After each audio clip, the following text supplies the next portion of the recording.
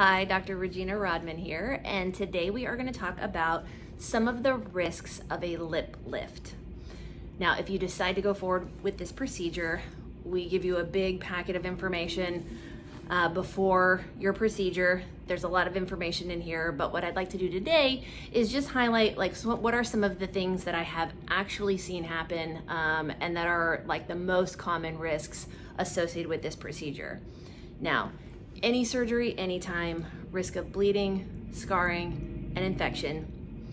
With a lip lift, risk of infection is pretty low. For patients who opt to have this procedure in the office, we usually start you on an antibiotic the day before and have you stay on an antibiotic for a couple days afterwards just to minimize any risk of infection.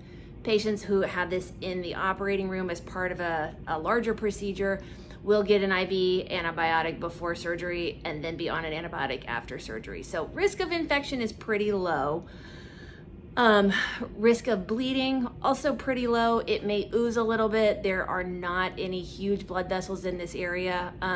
So risk of bleeding is pretty low. The big risk with lip lift is the scar. So this is always something, the whole point of the procedure really in my mind is to minimize the scar and create a scar that will heal as well as possible. The more invisible the scar is, I think the better the procedure result. So there's a couple of things that I do and then a couple of things that the patient does to help minimize the risk of scarring. So one is putting really careful sutures on my part, really careful sutures, bringing the tissue edges into nice approximation. I put 2 layers of stitches, so there's 1 layer of stitches under the skin. These are stitches that will absorb slowly over time, and these are what's actually holding the skin together and taking the tension off of the skin. And then there's a few little stitches in the skin that just are kind of like the icing on the cake, bring the skin edges together perfectly. Those usually come out between 5 to 7 days.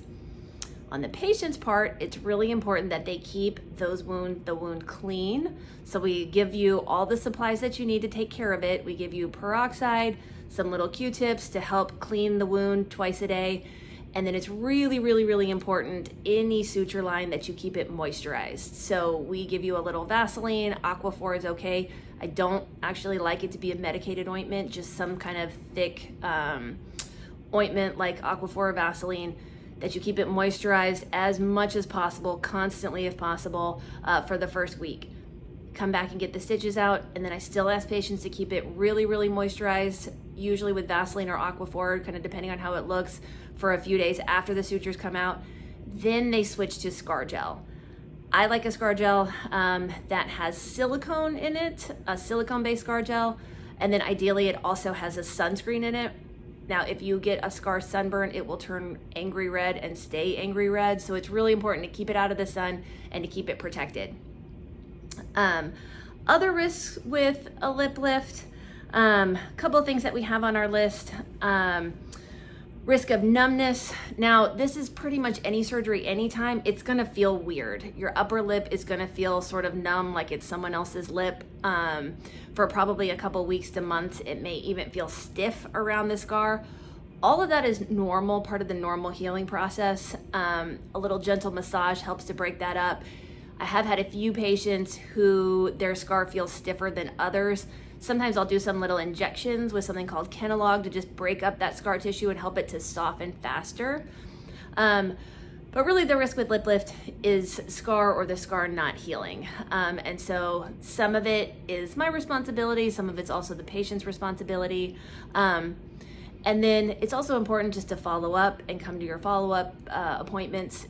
If there is something that we can do to make the scar better, either some injections, some dermabrasion, a little microneedling, I mean, anything, we always do that as part of the procedure. I mean, it's included in what you pay for in the procedure because we want your outcome to be as good as possible and we want you to look great. So that is always included as just part of your treatment package.